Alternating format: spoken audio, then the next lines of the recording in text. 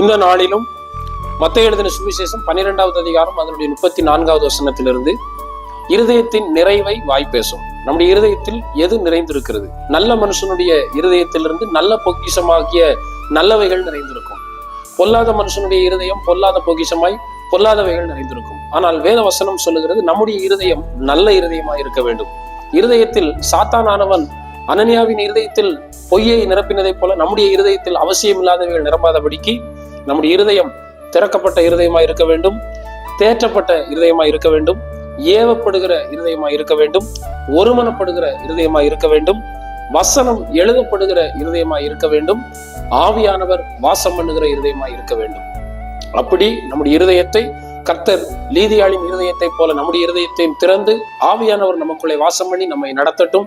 நம்முடைய இருதயம் நல்ல இருதயமாய் இருக்கட்டும். கர்த்தர் நம்மை ஆசீர்வதிப்பாராக. ஆமென்.